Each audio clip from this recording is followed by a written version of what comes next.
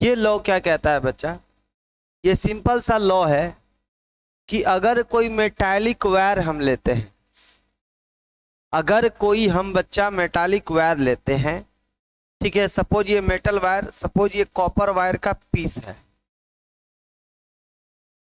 ठीक है, और इसको ना किसी सेल या बैटरी से हमने इसको क्या कर दिया बच्चा, जोड़ दिया, यानी एक सर्किट कंप्लीट हो गया।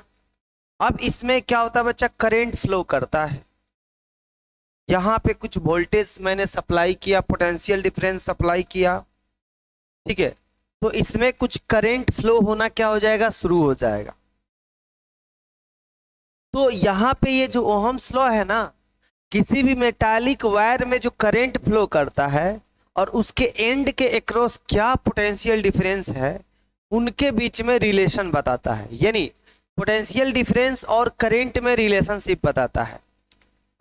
आम भाषा में बोले तो वोल्टेज और करंट में रिलेशन बताता है, ठीक है। और रिलेशन सिंपल है बच्चा, अगर हम वोल्टेज बढ़ाएंगे तो करंट बढ़ जाता है। डेली लाइफ में हम ऐसा यूज करते हैं कि वोल्टेज कम हो गया, वोल्टेज ज्यादा हो गया। कैसे पता लगता है, जैसे ही जो बल्ब होता है डीम होता है तो बोलते हैं कि वोल्टेज कम हो गया, बल्ब थोड़ा सा तेज हो गया, जो बल्ब होता है तेज जलना शुरू हो गया तो हम बोलते हैं कि वोल्टेज बढ़ गया। यानी पोटेंशियल डिफरेंस बढ़ेगा तो करंट बढ़ेगा, पोटेंशियल डिफरेंस घटेगा तो करंट क्या होगा बच्चा, घटेगा। यही सिंपल रिलेशन है। तो इसी को थोड़ा सा हम थ्योरेटिकली अच्छे से समझते हैं। डेली लाइफ में तो हम बोलते हैं कि वोल्टेज कम होता है तो करंट कम हो जाता है, वोल्टेज बढ़ता है तो करंट बढ़ जाता है, बट इसको थ्योरेटिकली थोड़ा कंसेप्चुअली सही से समझते हैं। तो क्या स्टेटमेंट है, the electric current flowing through a metallic wire, suppose ये कॉपर का एक वायर है, किसी भी मेटालिक वायर में जो करंट फ्लो करता है ना बच्चा, वो डायरेक्टली प्रोपोर्शनल होता है पोटेंशियल डिफरेंस भी अक्रॉस इट्स एंड्स। इसके एंड्स के अक्रॉस क्या वोल्टेज है, इसके एंड्स के क्रॉस क्या वोल्टेज है, क्या पोटेंशियल डिफरेंस है, उसके डायरेक्टली प्रोपोर्शनल होता है इसमें जाने वाला करंट।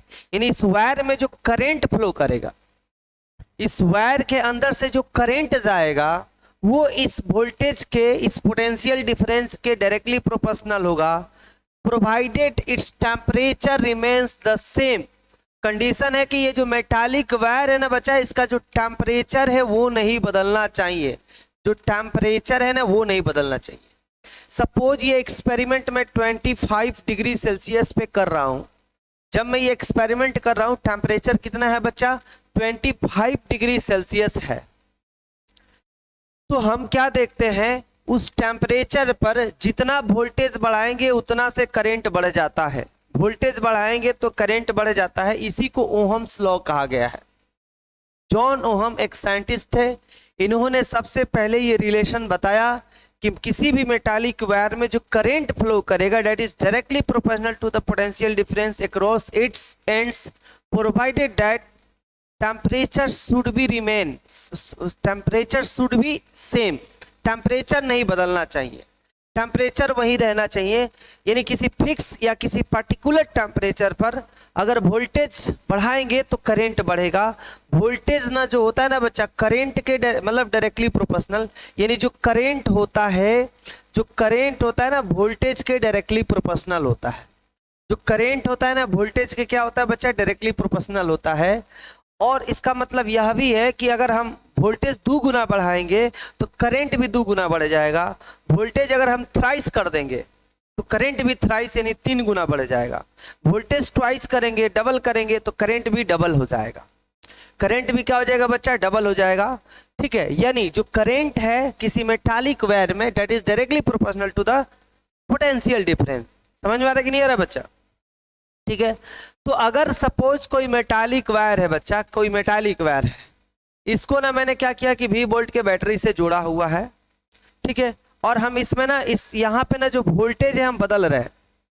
सपोज यहाँ पे सेल्स बढ़ा के, जैसे पहले एक सेल लगाया, 2 सेल को जोड़ के वोल्टेज मैंने बढ़ा लिया, फिर 3 सेल को जोड़ा, फिर 4 सेल को जोड़ के, या बहुत सारे डिवाइस आते हैं, रेगुलेटर आते हैं जो वोल्टेज को बढ़ा सकते हैं, घटा सकते हैं। किसी भी तरीके से अगर हम वोल्टेज बढ़ाते हैं तो यहाँ पे हम क्या लगा देंगे बच्चा, एक एमीटर लगा देंगे और यहाँ पे एक वोल्ट मीटर लगा देंगे। ये वोल्ट मीटर क्या बताएगा, इस वायर का जो ये इंड ए है और इंड बी है, इसके एक्रॉस क्या पोटेंशियल डिफरेंस है वो बताएगा। पोटेंशियल डिफरेंस, वोल्ट मीटर क्या मापता है बच्चा, पोटेंशियल डिफरेंस। और यहाँ पे जो ये एमीटर है ये क्या बताएगा कि इससे कितना करंट आ रहा है, इससे कितना करंट आ रहा है, इससे कितना करंट आ रहा है। ठीक है, तो करंट बताएगा। एमीटर क्या बताएगा बच्चा, करंट बताएगा। तो हम क्या देखते हैं कि अगर वोल्टेज जीरो है तो करंट जीरो है, कोई वोल्टेज सोर्स नहीं है, कोई वोल्टेज नहीं अप्लाई किया जा रहा है तो करंट थोड़े होता है। कोई मेटालिक वायर जो कि सर्किट का पार्ट नहीं है, क्या उसमें करंट होता है, नहीं होता है। तो जैसे ही वोल्टेज हम बढ़ाना शुरू करते हैं करंट भी बढ़ना शुरू करता है। ठीक है, तो हम क्या करेंगे, एक्सपेरिमेंट करते समय इस तरह का टेबल बना लेंगे बच्चा। इसमें लिखेंगे कि वोल्टेज क्या है, उस वोल्टेज पे करंट क्या है, और यहाँ पे ना बच्चा एक रेशियो निकालेंगे जिसको V अपन I रेशियो कहते हैं, V अपन I रेशियो कहते हैं। समझ में आ रहा है? सपोज अगर वोल्टेज हम 2 वोल्ट की सेल ऐड कर रहे हैं, सपोज ये कॉपर का वायर है, कॉपर वायर है बच्चा, कॉपर वायर है। 2 वोल्ट पे हमने देखा कि कॉपर वायर में 1 एम्पियर करंट आ रहा है। जब वोल्टेज 2 सेल हमने जोड़ दिया, ऐसे 2 सेल जोड़ दिया, यानी वोल्टेज 4 वोल्ट कर दिया, तो करंट हमने देखा 2 एम्पियर हो गया। वोल्टेज 6 वोल्ट किया तो करंट हम देखते हैं कि 3 एम्पियर हो जाता है। वोल्टेज जब हम 8 करते हैं तो करंट 4 एम्पियर होता है। तो जिस अमाउंट से वोल्टेज को बढ़ाया जा रहा है उसी अमाउंट से करंट भी क्या हो रहा है बच्चा, बढ़ रहा है। तो ऐसे डेटा आएगा, अगर एक्सपेरिमेंट करोगे ना तो ऐसे ही रिजल्ट आएगा। ठीक है, और हर बार जो V अपन I, जैसे कि V और I में डिवाइड करो तो 2 वोल्ट डिवाइडेड बाई 1 एम्पियर, ये रेशियो 2 आएगा। हर बार ये रेशियो 4 में 2 से डिवाइड करो, ये रेशियो 2 आएगा। यानी किसी मेटालिक वायर के लिए उसके इंड के क्रॉस क्या वोल्टेज है और उस मेटल में क्या करंट फ्लो कर रहा है, ये हर बार का जो रेशियो है ना ये कांस्टेंट रहता है। ये रेशियो क्या रहता है बच्चा, कांस्टेंट रहता है। एक ही वैल्यू लेगा 2 2 2, या अगर 3 ले रहा है तो 3 3 3, हर बार 3 आएगा। अगर 4 आ रहा है तो हर बार 4 आएगा, यानी एक ही वैल्यू आएगा। जैसे कि इस केस में 2 2 2 2 आ रहा है तो हमेशा क्या आएगा तुम्हारा 2 ही आएगा। बात समझ में आ रहा है? तो यहां से हमने क्या देखा बच्चा कि किसी भी मेटालिक वायर में V अपन I कांस्टेंट रह रहा है। ये क्यों कांस्टेंट रह रहा है कि अगर वोल्टेज ट्वाइस हो रहा है तो करंट भी ट्वाइस हो जा रहा है, तो रेशियो तो बच्चा वही आएगा। अगर वोल्टेज थ्राइस हो जा रहा है, थ्राइस हो जा रहा है तो करंट भी थ्राइस हो जा रहा है। वोल्टेज देखो, वोल्टेज थ्राइस हो गया, 2 3 आई 6, तो करंट भी 1 गुना 3 3 हो गया। वोल्टेज 4 गुना हो गया तो करंट भी 4 गुना हो जाएगा। मैंने ऐसे लिखा है, बट एक्सपेरिमेंट करोगे तो ऐसा ही कुछ रिजल्ट आएगा। आप जब एक्सपेरिमेंट कर करके वोल्टेज का रीडिंग लोगे, करंट का रीडिंग लोगे और उस डेटा बनाओगे तो देखोगे कि कुछ ऐसा ही होता है। वोल्टेज बढ़ता है तो करंट भी क्या होता है, बढ़ता है।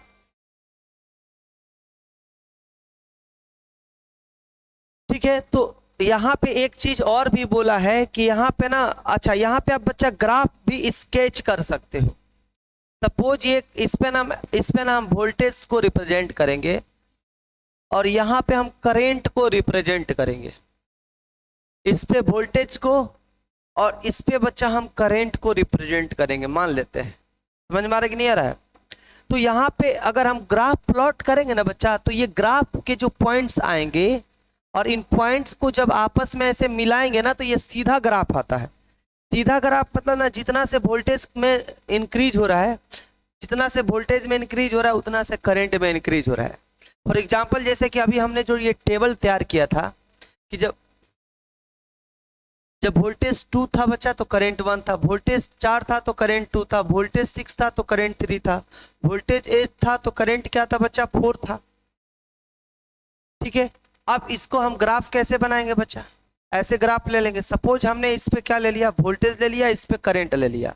चाहे तो आप वोल्टेज इस पे भी ले सकते हो और करंट इस पे भी ले सकते हो, कैसे भी ले लो चलेगा। अब इस पे वोल्टेज मैंने ले लिया 2, ये 4, ये 6 और 8। करंट मैंने इस पे ले लिया बच्चा 1 2 3 4। तो 2 पे, तो यहाँ पे हमें पॉइंट क्या मिल रहा है बच्चा, जब वोल्टेज 2 है तो करंट 1 है, तो यहाँ पे वोल्टेज में ना हम 2 जाएंगे तो करंट में 1 जाएंगे, एक पॉइंट यहाँ पे मिलेगा। अच्छा, जब वोल्टेज 0 होगा तो करंट 0 होगा, ये भी हम जानते हैं। तो 0 0 वाला पॉइंट ये ओरिजिन होता है, ये आपको पता है। वोल्टेज जब 4 होगा तो करंट क्या हो जाएगा बच्चा 2, वोल्टेज जब 6 होगा तो करंट 3। मतलब ऐसे पॉइंट मिलेंगे, इन पॉइंट को करोगे ना तो लगभग ऑलमोस्ट स्ट्रेट लाइन आएगा। यानी वोल्टेज किसी मेटालिक वायर में उसके एंड के अक्रॉस क्या वोल्टेज आप दे रहे हो, क्या करंट फ्लो कर रहा है, उसका जब ग्राफ आप स्केच करोगे तो बिल्कुल स्ट्रेट लाइन आएगा, बिल्कुल स्ट्रेट लाइन आएगा और ओरिजिन से स्टार्ट होगा। ओरिजिन से क्या होगा बच्चा, स्टार्ट होगा। समझ में आ रहा कि नहीं आ रहा? ओरिजिन से क्या होगा बच्चा, स्टार्ट होगा। तो ये लीनियर ग्राफ आना ये कहीं ना कहीं इशारा कर रहा है कि ग्राफ जो मतलब जो जिस अमाउंट से वोल्टेज बढ़ रहा है उसी अमाउंट से करंट फ्लो कर रहा है, एक लीनियर रिलेशनशिप है। ठीक है, वोल्टेज बढ़ा रहे तो करंट तो बढ़ रहा है बट लीनियरली बढ़ रहा है, लीनियरली बढ़ रहा है। ठीक है, तो यहाँ पे बच्चा आपको ये चीज समझ में आ गया होगा। यानी यहाँ पे हम यही रिजल्ट बनाते हैं कि जो करंट है ना बच्चा डायरेक्टली प्रोपोर्शनल टू वोल्टेज। अब यहाँ पे बच्चा हर बार V अपन I क्या आ रहा है बच्चा, कांस्टेंट आ रहा है। यहाँ पे V अपन I क्या आ रहा है बच्चा, कांस्टेंट आ रहा है। ठीक है, और इस कांस्टेंट को ही ना बच्चा हम लोग रेसिस्टेंस कहते हैं, रेसिस्टेंस। और इसको R से रिप्रेजेंट करते हैं। इसको किससे रिप्रेजेंट करते हैं, R से। अब ये क्या है लोचा भाई, इस कांस्टेंट को रेसिस्टेंस क्यों कहते हैं, रेसिस्टेंस का मतलब क्या होता है, कुछ भी नाम थोड़े दे देते हैं। साइंस में बच्चा कहीं ना कहीं मैक्सिमम सिचुएशन में नेमिंग जब करते हैं ना तो कुछ लॉजिक होता है, कुछ ना कुछ लॉजिक होता है। तो यहाँ पे इस कांस्टेंट को रेसिस्टेंस क्यों कहते हैं, क्योंकि ये कांस्टेंट जितना ज्यादा आता है हम ऑब्जर्व करते हैं कि उसमें करंट क्या आता है, कम आता है। यानी इस कांस्टेंट के बढ़ने से करंट का कम होने वाला रिश्ता नाता है। रेसिस्टेंस यानी ये कांस्टेंट बच्चा बढ़ेगा तो करंट कम हो जाता है। कैसे, चलो इसको समझते हैं। सपोज यहाँ पे दो मेटालिक वायर है बच्चा, दो मेटालिक वायर है। एक मेटालिक वायर बच्चा कॉपर है और एक मेटालिक वायर बच्चा क्या है, सिल्वर है। मान लेते हैं, थोड़ी देर के लिए मान लेते हैं।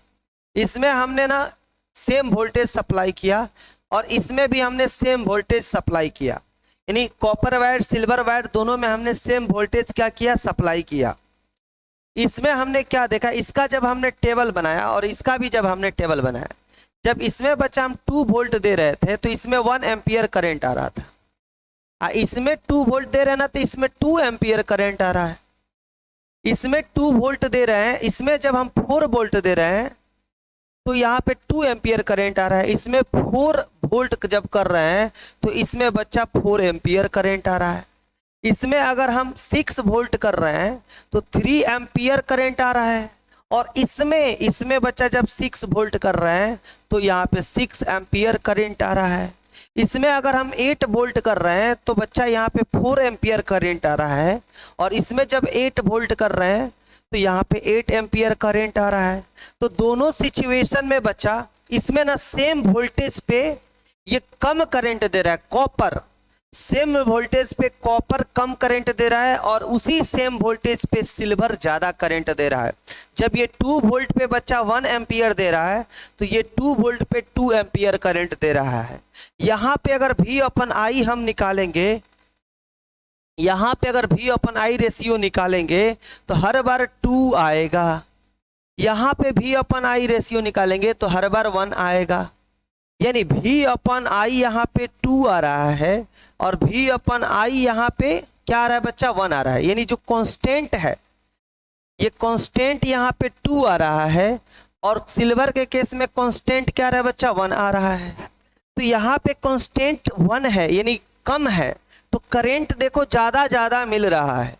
जब यहाँ पे 1 मिल रहा है तो यहाँ पे 2 मिल रहा है। यानी कांस्टेंट अगर कम है, कांस्टेंट कम आ रहा है तो करंट ज्यादा आ रहा है और कांस्टेंट अगर ज्यादा आ रहा है तो करंट कम है। देखो इसमें कांस्टेंट 2 है तो करंट हर बार कम है, हर बार कम है। जब यहाँ पे 8 है तो यहाँ पे 4 है, जब यहाँ पे 6 है तो यहाँ पे 3 है।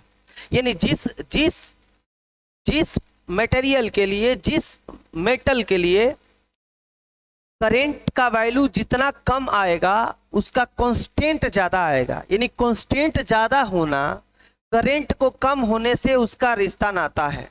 यानी इस कांस्टेंट, जिस मटेरियल का ये जो कांस्टेंट है जितना ज्यादा आएगा बच्चा, उसका करंट उतना कम हो रहा है।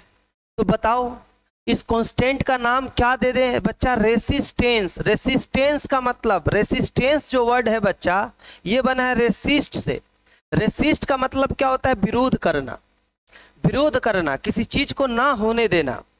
यानी ये कांस्टेंट जिसका ज्यादा आ रहा है उसमें करंट कम आ रहा है। ये इसका क्या नाम रखना चाहिए बताओ? इस कांस्टेंट का क्या नाम रखना चाहिए? क्योंकि ये जब ज्यादा आ रहा है, कांस्टेंट की वैल्यू जब ज्यादा हो रहा है तो करंट कम हो रहा है, तो इसका नेमिंग क्या होना चाहिए बच्चा? इसका नेमिंग तो रेसिस्टेंस ही होना चाहिए ना, क्योंकि इसके ज्यादा होने से करंट पे इफेक्ट पड़ रहा है, करंट कम हो रहा है। तो इसलिए बच्चा यहां पे जो V/I किसी भी मेटालिक वायर के लिए जो V/I होता है ये कांस्टेंट होता है, और इस कांस्टेंट को ना उस मटेरियल का रेसिस्टेंस कहते हैं, उस मेटल का रेसिस्टेंस कहते हैं, इसको R से रिप्रेजेंट करते हैं। और इस तरह से V/I इक्वल टू R होता है, V/I इक्वल टू R होता है, where R is the resistance of the given metal. यहाँ पे उस मेटल का रेसिस्टेंस होगा, और इस तरह से V इक्वल टू हो जाएगा I इंटू R। तो this is the mathematical expressions of Ohm's law, and this is the statement of the Ohm's law. What is the statement? The current in any metallic wire is directly proportional to the potential difference across its, provided that temperature should be constant. Temperature नहीं बदलना चाहिए। अच्छा, ये temperature वाला लोचा क्या है इसको भी समझते हैं। क्यों टेम्परेचर की बात कर रहा है? सपोज मैं एक एक्सपेरिमेंट बच्चा 25 डिग्री सेल्सियस पे कर रहा हूं, ये कॉपर वायर है, इसी कॉपर वायर पे फिर से एक बार एक्सपेरिमेंट कर रहा हूं बच्चा 40 डिग्री सेल्सियस पर। ठीक है, जिस तरीके से इसमें वोल्टेज मैं सप्लाई कर रहा हूं उसी तरीके से यहां पे भी वोल्टेज सप्लाई कर रहा हूं। तो यहाँ पे जो V/I रेशियो है बच्चा ये सपोज 2 आता है, और यहाँ पे V/I रेशियो 1.5 आता है, मान लेते हैं ऐसा। यानी जब टेम्परेचर बढ़ता है ना तो V/I रेशियो यहाँ पे 2.5 आ रहा है। ये 40 डिग्री पे है, वही वायर है, सेम वायर मैंने किया है, 2 बार मैंने एक्सपेरिमेंट किया है। इसी वायर पे एक बार 25 डिग्री पे मैंने एक्सपेरिमेंट किया है, और एक बार यहाँ पे टेम्परेचर बढ़ा के किसी मैकेनिज्म द्वारा 40 डिग्री सेल्सियस पे मैंने किया है। तो हम क्या देखते हैं कि इस केस में V/I रेशियो ज्यादा आ जाता है, इस केस में V/I रेशियो कम आता है। यानी ये V/I वाला जो V/I कांस्टेंट कब तक रहेगा, एक ही वैल्यू कब तक रहेगा? जब टेम्परेचर फिक्स रहेगा। टेम्परेचर बदलेगा ना बच्चा तो ये V/I का जो वैल्यू है, जो कांस्टेंट रेशियो है वो बदल जाएगा। क्योंकि इस कांस्टेंट को उस मटेरियल का रेसिस्टेंस कहते हैं। इसका मतलब यह भी है कि अगर टेम्परेचर बदलता है तो रेसिस्टेंस बदल जाएगा, और क्या हो रहा है? रेसिस्टेंस बढ़ जाएगा। रेसिस्टेंस क्या हो जाएगा बच्चा? बढ़ जाएगा।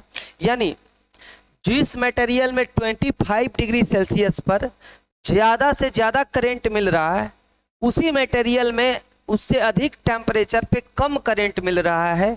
इसका मतलब अगर मटेरियल का टेम्परेचर बढ़ा रहे हैं, स्पेशली मेटल वायर का, तो उस मेटल वायर का करंट का अपोज करने की जो एबिलिटी है वो बढ़ जाता है। यानी रेसिस्टेंस क्या हो जाता है बच्चा? बढ़ जाता है।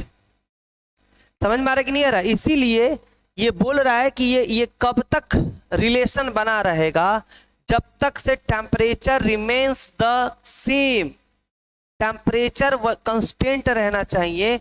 उस सिचुएशन में जो I है, करंट जो है डायरेक्टली प्रोपोर्शनल होगा वोल्टेज के, और उस सिचुएशन में जो V/I आएगा वो जो भी वैल्यू लेगा उस पर्टिकुलर टेम्परेचर में हम चाहे वोल्टेज कितना भी बढ़ा ले, करंट भी उसी तरीके से बढ़ेगा, लेकिन V अपन आई नहीं बढ़ेगा। V अपन आई जब आएगा 25 पे, अगर 2 आ रहा है तो 2 आएगा, 3 आ रहा है तो 3 आएगा, जो भी आ रहा है वो वही आएगा। लेकिन टेम्परेचर अगर चेंज करोगे तो सारा सिचुएशन सेम है, सारा सिचुएशन सेम है, वही मेटल वायर है, वही मेटल वायर है, वही बैटरी है, वही बैटरी है, बट क्या अंतर हो गया, यहाँ पे V अपन आई कुछ और, यहाँ पे V अपन आई कुछ और, यहाँ पे V अपन आई बढ़ गया। यानी V अपन आई कब बढ़ेगा बच्चा, जब करंट कम होगा। सेम वोल्टेज मैंने दिया है, सेम वोल्टेज हमने दिया है, करंट यहाँ पे बच्चा क्या है, यहाँ पे करंट क्या है, ज्यादा है, इसीलिए ये रेशियो कम आया है। यहाँ पे करंट क्या हो गया है, कम हो गया है। 7 को 2 से डिवाइड करेंगे तो ज्यादा मिलेगा कि 7 को 3 से डिवाइड करेंगे तो ज्यादा मिलेगा, बताओ। तो 7 को 2 से डिवाइड करेंगे तो ज्यादा मिलेगा, यानी 2 कम होना, कम नीचे वाला कम होगा ना तो पूरा रेशियो जो है ना वो बढ़ जाएगा। अगर किसी रेशियो में डिनोमिनेटर कम होगा तो रेशियो बढ़ जाएगा। तो यहाँ पे ये नंबर बढ़ना बता रहा है कि यहाँ पे करंट कम हो गया है। तो एक्चुअली मेटालिक वायर में जब टेम्परेचर बढ़ता है ना तो उसमें करंट जो फ्लो होता है वो कम होना शुरू कर देता है। कुछ एक्सेप्शनल मटेरियल है सेमीकंडक्टर, जिसमें कि टेम्परेचर बढ़ेगा तो करंट बढ़ता है। तो यहाँ पे बच्चा मेटालिक वायर के लिए बोला गया है, मेटालिक वायर के लिए लॉ बोला गया है। तो मेटालिक वायर में टेम्परेचर बढ़ेगा ना तो उसका रेसिस्टेंस, उस मटेरियल में करंट क्या हो जाएगा, कम हो जाएगा, यानी उस मेटल का रेसिस्टेंस बढ़ जाएगा। अब क्यों बढ़ेगा, इसका कुछ ना कुछ रीजन होगा, उस रीजन की बात नहीं कर रहे हैं। ये ओहम्स लॉ ऊपरी चीजें एक्सपेरिमेंटली वेरीफाई कर रहा है। अंदर एक्चुअली में एटम्स है, फ्री इलेक्ट्रॉन्स है, क्यों ऐसा हो रहा है वो अलग बात है। एक्चुअली मैं बता ही देता हूं कि जब टेम्परेचर बढ़ता है ना तो एटम का वाइब्रेशन बढ़ जाता है, सारे एटम्स ऐसे ज्यादा तेजी से वाइब्रेट करेंगे, तो जो इलेक्ट्रॉन जा रहे हैं ना उनके जाने में ना क्या होगा, गिरावट आएगा। जो एटम से बच्चा वो इलेक्ट्रॉन से अब ज्यादा कोलाइड करेंगे। अब ऐसा थोड़ा कि मेटल वायर में पूरा बना हुआ चैनल जिसमें इलेक्ट्रॉन स्मूथली दौड़े जा रहे हैं, ऐसा नहीं है। वो जब जाते हैं ना तो अपने एटम से टकराते हैं, क्योंकि एटम तो है भाई, न्यूक्लियस तो है ना, उससे टकराते रहते हैं, भले वो ड्रिफ्ट करते हैं, खसक के आगे जाते हैं। लेकिन टेम्परेचर बढ़ा दोगे तो एटम का वाइब्रेशन बढ़ जाएगा, और एटम का जब वाइब्रेशन बढ़ेगा तो इलेक्ट्रॉन के जाने में बाधाएं आएगी, मुसीबतें आएंगी। तो करंट स्वाभाविक है कि कम होगा, करंट को कम होना ही है। तो इसीलिए ये बोला है कि टेम्परेचर क्या रहना चाहिए, सेम रहना चाहिए।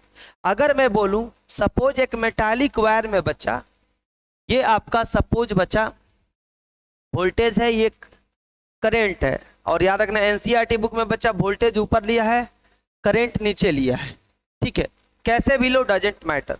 सपोज 25 डिग्री सेल्सियस पर किसी मेटल वायर के लिए ऐसा ग्राफ आ रहा है, ठीक है, ऐसा ग्राफ आ रहा है।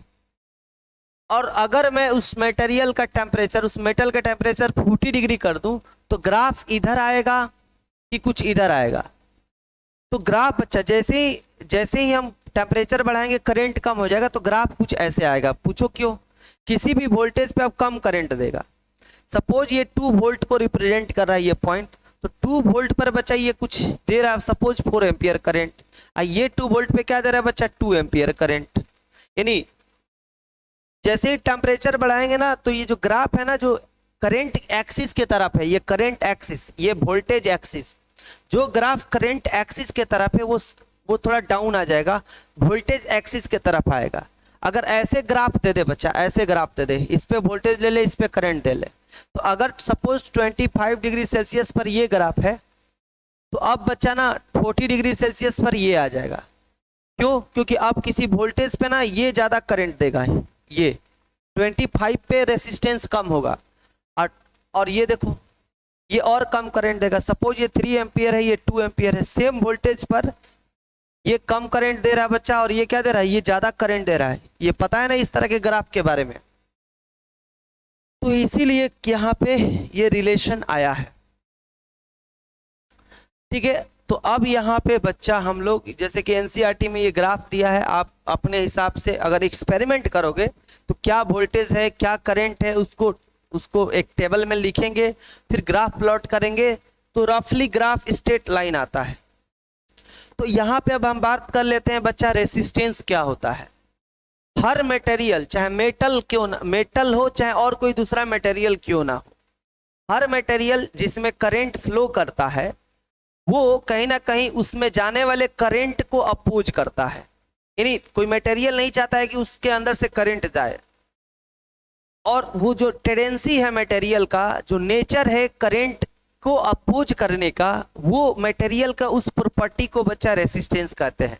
मटेरियल में तमाम तरह के प्रॉपर्टीज हो सकता है। मटेरियल के पास मास होता है, मास ये बताता है कि वो बॉडी कितना हैवियर है कि लाइटर है। मटेरियल में वॉल्यूम होता है, वो बताता है कि वो बॉडी कितना स्पेस ऑक्युपाइज कर रहा है। कम ऑक्युपाइज करेगा तो उसका वॉल्यूम कम होगा, ज्यादा ऑक्युपाइज करेगा तो उसका वॉल्यूम ज्यादा होगा। उसी तरह से मटेरियल में एक और प्रॉपर्टी है, दैट इज रेसिस्टेंस। ये प्रॉपर्टी क्या बताता है कि उसमें कितना करंट जाएगा, कि कितना कम जाएगा या ज्यादा जाएगा। अगर किसी मटेरियल का ज्यादा रेसिस्टेंस है, इट मीन्स दैट उसमें कम करंट जाएगा। अगर किसी मटेरियल का रेसिस्टेंस कम है तो ज्यादा करंट जाएगा। सिंपल सा बात है। रेसिस्टेंस का मतलब ही क्या होता है बच्चा? Resistance is a property of conductor to resist the flow of charges through it. उसके अंदर से जो चार्ज फ्लो कर रहा है ना, उसको अपोज करने वाली जो प्रॉपर्टी है, अपोज करने की जो क्षमता है किसी मटेरियल की, वही उसका रेसिस्टेंस कहलाता है। जो जितना ज्यादा अपोज करेगा उसका रेसिस्टेंस क्या होगा? बहुत ज्यादा होगा। जो कम अपोज करेगा उसका रेसिस्टेंस कम होगा। यानी जो कम अपोज करेगा बच्चा वो कंडक्टर होगा। जो इतना ज्यादा रेसिस्टेंस लगा दे कि करंट उसमें जा ही ना, करंट उसमें फ्लो करे ही ना, तो वो इंसुलेटर कहलाएगा, बैड कंडक्टर कहलाएगा। तो यहाँ पे बच्चा रेसिस्टेंस इज एक प्रॉपर्टी होता है किसी मटेरियल का, ठीक है, जो कि रेसिस्ट करंट को फ्लो करने में अपोज करता है। और इसलिए कहीं कहीं पे ये जरूरी होता है जब हम सर्किट डिजाइन करते हैं, जैसे प्रिंटेड सर्किट बोर्ड पीसीबी जो होता है, जो रेडियो में टेलीविजन में जो किट लगा रहता है बच्चा इस तरह का, तो वो प्रिंटेड सर्किट बोर्ड होता है। उसमें बहुत सारे कंपोनेंट लगाए रहते हैं। उनमें से ना अगर आप देखोगे ना तो कुछ ऐसा भी कंपोनेंट होता है, इस कंपोनेंट को बच्चा रेसिस्टर कहते हैं। क्या बोलते हैं? रेसिस्टर, ठीक है। और ये रेसिस्टर का ना एक अपना स्पेसिफाइड वैल्यू होता है कि वो कितना रेसिस्टेंस लगाएगा, क्योंकि हर मटेरियल में ना एक जैसा रेसिस्टेंस लगाने की एबिलिटी नहीं है। क्योंकि रेसिस्टेंस कहीं ना कहीं अंदर की जो बनावट है, मटेरियल का अंदर का जो बनावट है उस पर डिपेंड करता है। हो सकता है कुछ मटेरियल में इलेक्ट्रॉन बहुत इजीली अवेलेबल हो जाते हो फ्लो होने के लिए, कुछ में थोड़ा डिफिकल्टी से, और कुछ मटेरियल में इलेक्ट्रॉन फ्री होते ही ना। तो उस पर डिपेंड करेगा कि उस मटेरियल का कितना रेसिस्टेंस होगा। फिर भी हम कुछ ऐसे इस मटेरियल बनाते हैं, कंपोनेंट बनाते हैं, जो एक सर्टेन वैल्यू का रेसिस्टेंस लगाएगा। वैसे डिवाइस को हम लोग रेसिस्टर कहते हैं। क्या बोलते हैं बच्चा? रेसिस्टर। तो रेसिस्टर और रेसिस्टेंस में बच्चा काफी अंतर है। रेसिस्टर एक इलेक्ट्रिकल कंपोनेंट है which is used to resist the current, ठीक है।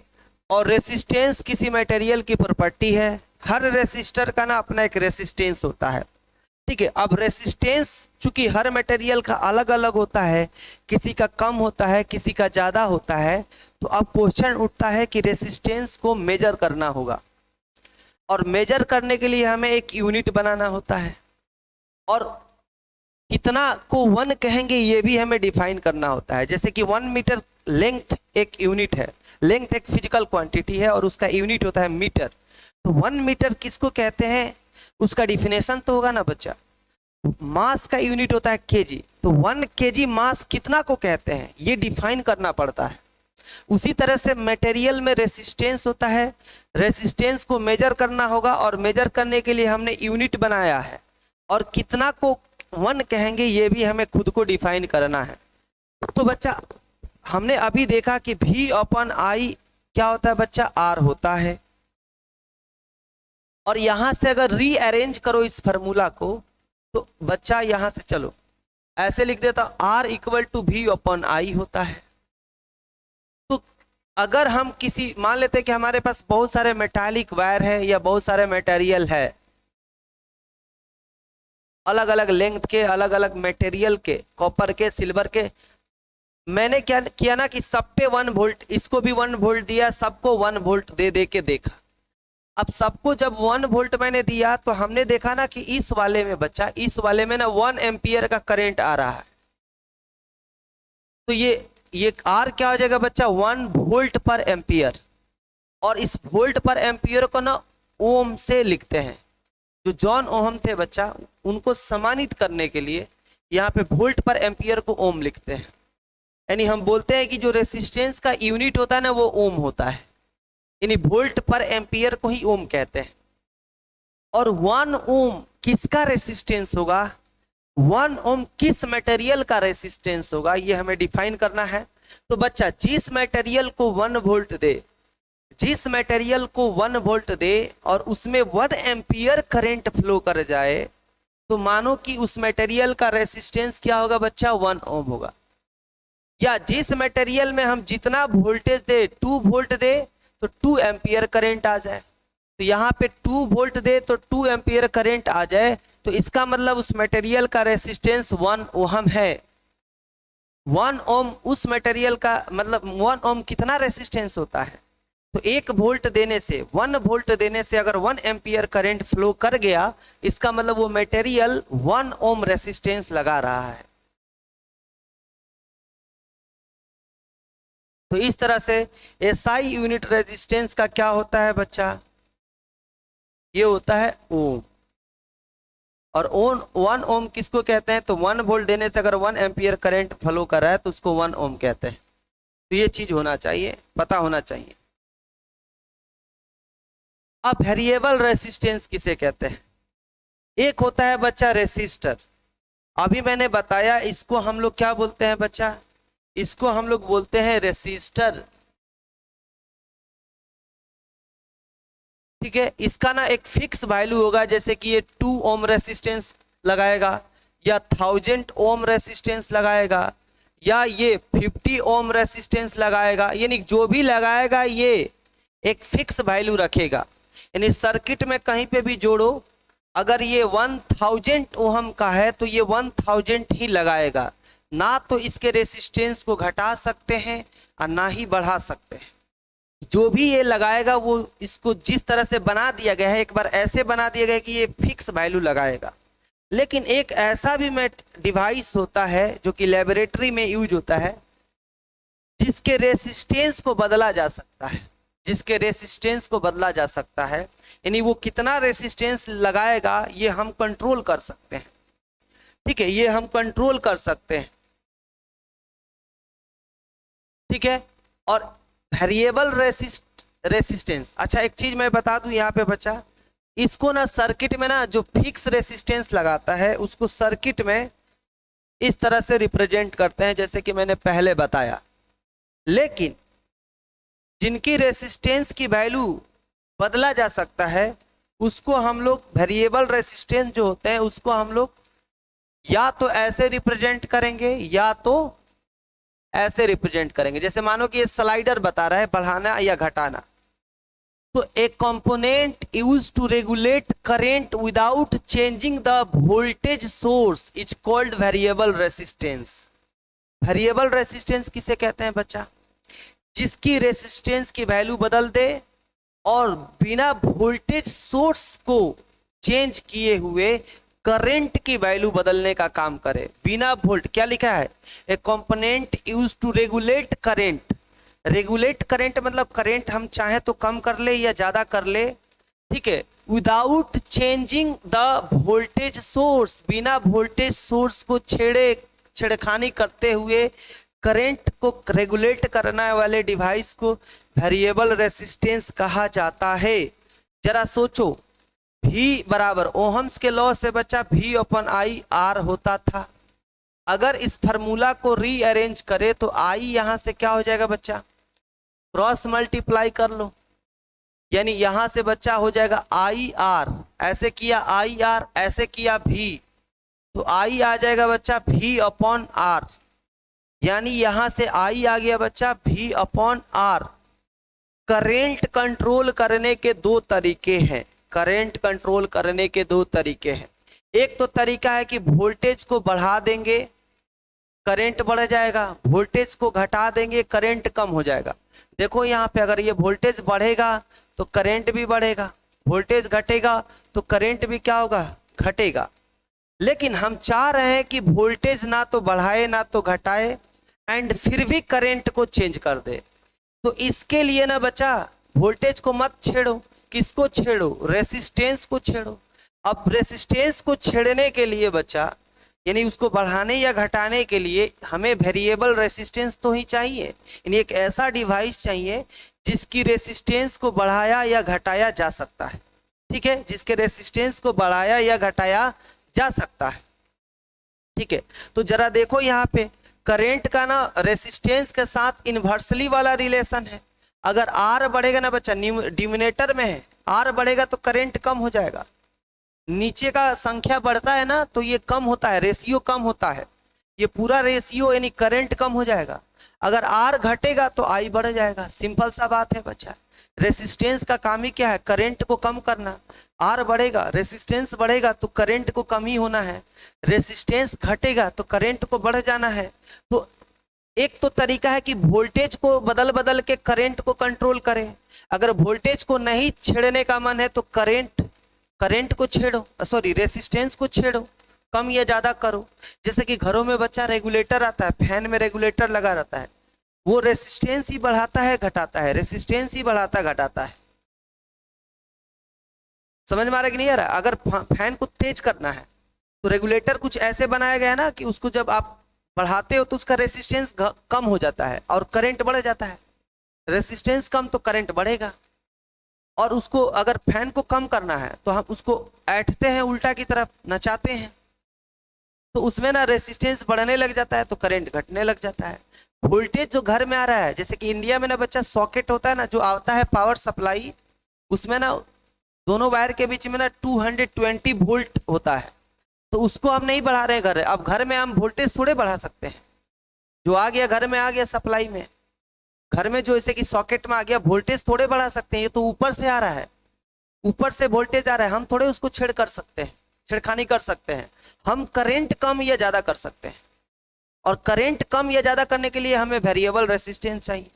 हम रेसिस्टेंस की वैल्यू बढ़ा सकते हैं और घटा सकते हैं, तो इस तरह से भी हम करंट को कम या ज्यादा कर सकते हैं। लेबोरेटरी में बच्चा एक करंट को कम या कंट्रोल करने के लिए एक डिवाइस आता है, यानी इसकी रेसिस्टेंस हम बढ़ा सकते हैं या घटा सकते हैं, इसको रियोस्टेट कहते हैं। ये कुछ इस तरह से डिवाइस होता है। A device called rheostat is often used to change the resistance in the circuit, यानी ये रियोस्टेट सर्किट में रेसिस्टेंस बढ़ा देगा घटा देगा, रेसिस्टेंस बढ़ेगा घटेगा तो करंट कंट्रोल हो जाएगा। बच्चा इसमें ना देखो यहाँ पे एक ऐसे वायर ऐड होता है, एक इधर वायर रहता है। सपोज यहाँ पे ना ऐसे बल्ब लगा हुआ है और यहाँ पे ऐसे क्या लगा हुआ है, वोल्टेज, यहाँ पे ये बल्ब है, तो ये बच्चा क्या हो गया आपका, ये वोल्टेज है। अब यहाँ से वोल्टेज बढ़ाना उड़ाना नहीं है, इसको नहीं छेड़ना है। हम ना क्या करेंगे, इस स्लाइडर जो लगा है ना इसको ही आगे बढ़ाएंगे तो रेसिस्टेंस बढ़ जाएगा।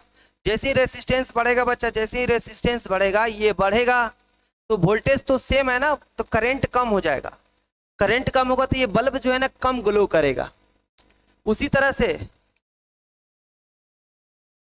अगर इसका इस स्लाइडर को इधर लाएंगे तो रेसिस्टेंस घटेगा। जब रेसिस्टेंस घटेगा, आर घटेगा, तो करंट क्या होगा, बढ़ेगा, और ये बल्ब जो है ना ज्यादा ग्लो करेगा। तो आई थिंक ये आपको समझ में आ गया होगा। रियोस्टेट वेरिएबल, और एक था क्या बच्चा था, एक था रेसिस्टर। क्या था, रेसिस्टर, क्या था, रेसिस्टर था। तीनों में ये डिफरेंस समझ में आ गया होगा। तो यहाँ पे कुछ टर्मिनोलॉजी है, इसको भी देख लेते हैं। जैसे कि यहाँ पे आया है बच्चा गुड कंडक्टर, कितना चार्ज कैरियर अवेलेबल है उसके आधार पे हमने एक बार बताया था कि कंडक्टर, इंसुलेटर, बैड कंडक्टर क्या होता है। अब यहाँ पे हम रेसिस्टेंस के आधार पे भी ना मटेरियल को डिवाइड कर सकते हैं। ठीक है, a component of given size that offer A low resistance. मान लेते हैं सेम साइज का मैंने कंपोनेंट बनाया है और उनमें जो कम रेसिस्टेंस लगाएगा उसको गुड कंडक्टर कहेंगे। बहुत सारे डिवाइस दिया गया है, उनमें ना जो कम रेसिस्टेंस लगाएगा कि स्मूथली करंट जाए, उसको ना गुड कंडक्टर कहेंगे। रेसिस्टर किसे कहेंगे बच्चा? A conductor having some appreciable resistance is called resistor. यानी वैसा कंडक्टर, देखो ये भी कंडक्ट करेगा, ये रेसिस्टर है तो इसका मतलब नहीं कि करंट को रोक देगा, ये कुछ वुड वगैरह नहीं है बच्चा, ये भी कंडक्टर है, करंट जाएगा बट ये रेसिस्टेंस लगाएगा, इतना लगाएगा कि करंट हम अपने हिसाब से कंट्रोल करेंगे, क्या सर्किट में क्या करना है उसके हिसाब से हम इसको चूज करते हैं कि कितना वैल्यू का रेसिस्टर लगाएंगे। ठीक है, a conductor having some appreciable resistance, यानी ऐसा कंडक्टर जिसमें ना कुछ रेसिस्टेंस होगा, कुछ अप्रेसिएबल रेसिस्टेंस होगा, उसको रेसिस्टर कहते हैं। पुअर कंडक्टर किसे कहते हैं बच्चा? A component of identical size that offer higher resistance is a poor conductor. Same size का बहुत सारा मैंने क्या दे दिया बच्चा? सेम साइज का बहुत सारा मैंने क्या दे दिया? एक कंपोनेंट दे दिया, a component of identical size that offer higher. Suppose इसमें ये बहुत ज्यादा रेसिस्टेंस लगा रहा है, इतना ज्यादा लगा रहा है कि करंट फ्लो ही नहीं हो रहा है या कम फ्लो हो रहा है, तो इसको पुअर कंडक्टर कहेंगे। इसको क्या बोलेंगे बच्चा? पुअर कंडक्टर कहेंगे।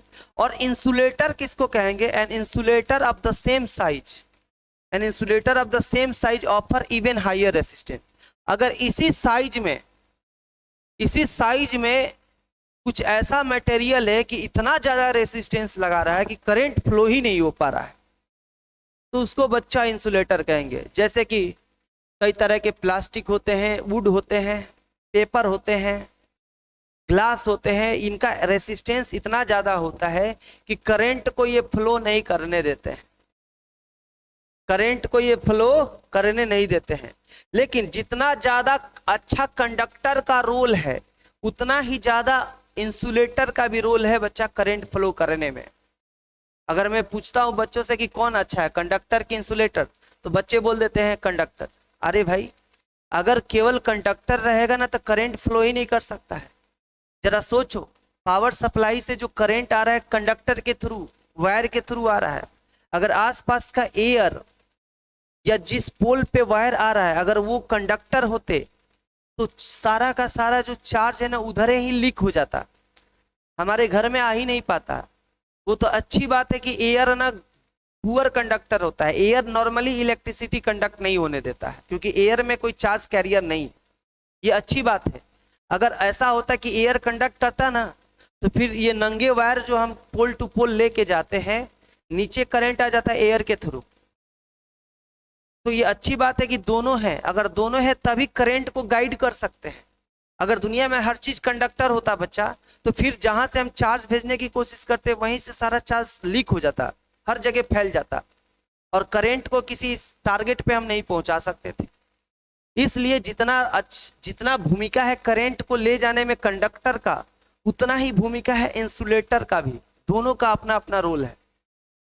समझ में आ रहा कि नहीं आ रहा? तो चलो बच्चों कुछ क्वेश्चंस कर लेते हैं। तो इसमें जो पहला क्वेश्चन है, पहला क्वेश्चन क्या है बच्चा? A potential difference of 20 volts, potential difference of 20 volts applied across the ends of a resistance of 5 ohm. यानी यहाँ पे रेसिस्टेंस 5 ओम है, तो what current will be flow in the resistor, resistance में क्या करंट फ्लो करेगा, यानी I calculate करना है। तो बच्चा हम ओहम्स के लॉ से जानते हैं कि V equal to I into R होता है, तो I equal to V upon R हो जाएगा। फार्मूला को रीअरेंज करोगे तो I कितना है बच्चा, सॉरी V कितना है 20 वोल्ट, R कितना है 5 ओम, यानी कितना हो जाएगा तुम्हारा 4 एम्पियर का करंट फ्लो करेगा। तो 4 एम्पियर का यहाँ पे क्या फ्लो करेगा, करंट फ्लो करेगा। सेकेंड क्वेश्चन क्या है बच्चा? ए रेसिस्टेंस ऑफ 20 ओम, यानी यहाँ पे R क्या दिया है बच्चा 20 ओम दिया है, 2 एम्पियर का इससे करंट फ्लो कर रहा है। What potential difference is there between its ends, तो इसके एंड्स के बीच में, जैसे कि 20 ओम का बच्चा रेसिस्टेंस है और इससे ना 2 एम्पियर का करंट फ्लो कर रहा है, तो क्या पोटेंशियल डिफरेंस होगा, यानी V निकालना है। तो V इक्वल टू बच्चा I इंटू आर होता है। I कितना दिया है बताओ 2 एम्पियर, R कितना है बच्चा 20 ओम, यानी ये कितना हो जाएगा बताओ 40 वोल्ट।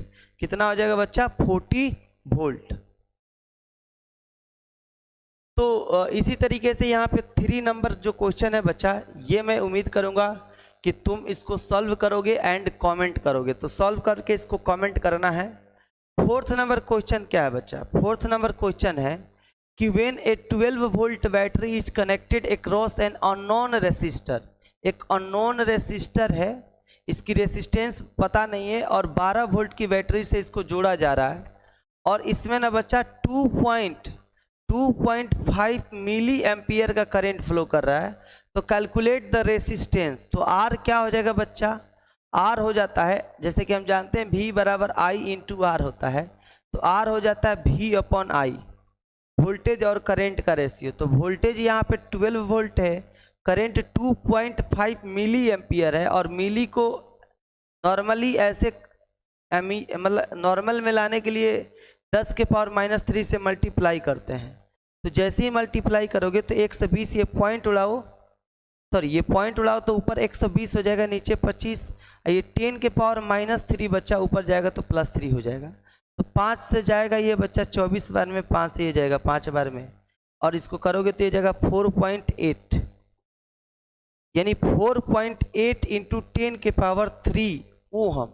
इसका रेसिस्टेंस कितना हो जाएगा बच्चा? अगर इसको अरे पॉइंट उड़ा के इसको लिखो तो यह आ जाएगा 4800 ओहम। इतना ज़्यादा इसका रेसिस्टेंस है, तभी तो 12 वोल्ट पे मिली एम्पियर के रेंज में करंट आ रहा है।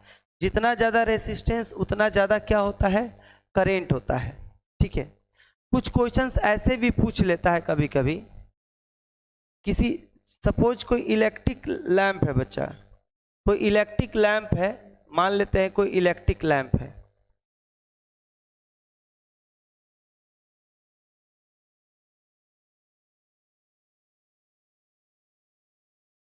कोई इलेक्ट्रिक लैंप है, ठीक है। अगर इसके अक्रॉस हमने 120 वोल्ट अप्लाई किया तो हमने पाया कि इसमें बच्चा 4 एम्पियर का करंट आ रहा है। फिर इसी लैंप में अगर हमने वोल्टेज बढ़ा के 240 वोल्ट कर दिया तो अब कितना करंट इसमें आएगा? ऐसे क्वेश्चन पूछा है।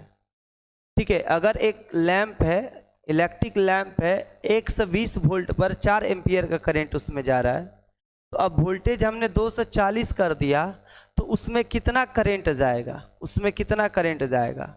ठीक है, तो बच्चा यहाँ पे सबसे पहले यहाँ से हम इसका रेसिस्टेंस निकालेंगे। तो R जो होता है बच्चा V अपॉन I का रेशियो होता है। तो 120 वोल्ट का बैटरी है, 4 एम्पियर का करंट है, तो ये R आ जाएगा बच्चा 30 ओम, यानी इस लैंप का रेसिस्टेंस कितना है? 30 ओम है। 30 ओम है तो करंट कितना हो जाएगा इसमें? अब तो I हो जाता है V अपॉन R। देखो वोल्टेज बढ़ाने से रेसिस्टेंस पे थोड़े कोई फर्क पड़ेगा? कोई फर्क नहीं पड़ेगा। तो वोल्टेज है बच्चा 240 और ये कितना है? 30 ओम। तो यहाँ से इस बार ये जाएगा 0 और यहाँ पे 8 एम्पियर, यानी करंट कितना हो जाएगा बच्चा? 8 एम्पियर का। तो सिंपल सा है बच्चा, ध्यान से देखो इसको ना, बिना इस तरह से लॉन्ग प्रोसेस के भी इसको बनाया जा सकता था। कैसे? वोल्टेज डबल कर दिया है तो करंट भी डबल हो गया। सिंपल सा लॉजिक है। अगर वोल्टेज डबल